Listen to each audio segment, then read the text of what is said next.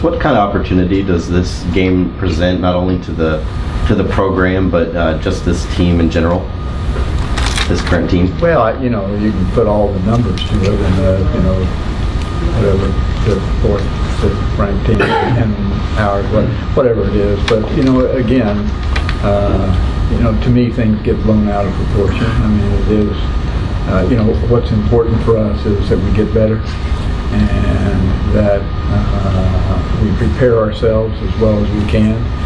You want, I'm sure any football coach in the country wants the players to honestly, and that honestly is a valuable word, honestly believe that they will win and can win. And I want our players to do exactly the same thing, with the understanding that you have to do certain things. Too many people, they talk about, what's the term everybody uses, expect to win.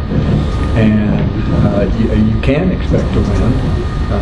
And should have that attitude if you prepare yourself. It's just like the things that you do. If you don't prepare yourself well, you probably can't be successful at what you're trying to do. If you prepare, and that's the whole element, is preparing yourself day in and day out. Be in the moment. Thursday we're going to have meetings here at 2:30. We need to be invested in those meetings, learn something from them, get better at them, go to the practice field. The same thing needs to take place. It's just a continual basis. And we're talking about season. This isn't a season. Thursday night's not a season. Thursday night is another game, and it's the most valuable game that we will play so far this season.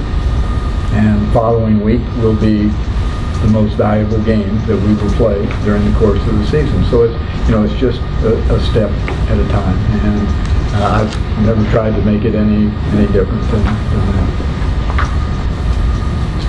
I guess kind of along those lines, when there's a game like this, when the players are excited for it, do you feed off that, let them just go about it and play a little harder than maybe they normally would, or do you step in and try to keep them? Well, I'm not going to stop anybody from playing harder than they have been. Why would I do that?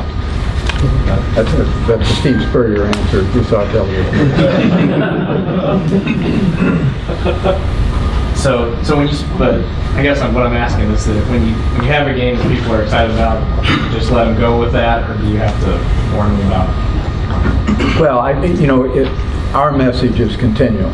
It's today, it's tomorrow, it's the next day. It is always the same, and so a day doesn't go by that I'm not going to address our players about taking care of today. And I have no issue with enthusiasm and excitement. I'm all in favor of that.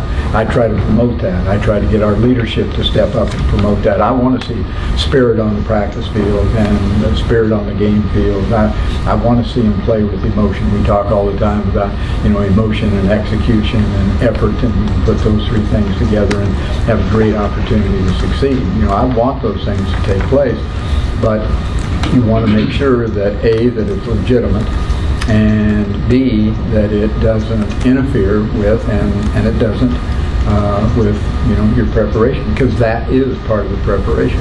Execution is part of the preparation. Emotion is part of the preparation. All of it goes hand in hand. Bill, Auburn hasn't played a road game yet this year. How big, and I'm sure the atmosphere is going to be crazy, how big of an advantage can home field and the crowd be, and maybe even do you have a message for your home fans?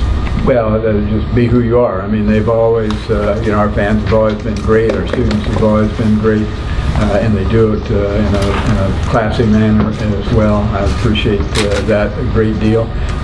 It can have an impact. It has had an impact here, even though we're small by numbers comparatively speaking. Still, it has an impact. I know they will have some concern about it. They've indicated that's exactly the case. But you'd have to think that they've had experience playing in those 80, 90, 100,000 seat stadiums, and there's noise in those as well. So it's not as though they don't have the experience doing it. We'll see how it plays out.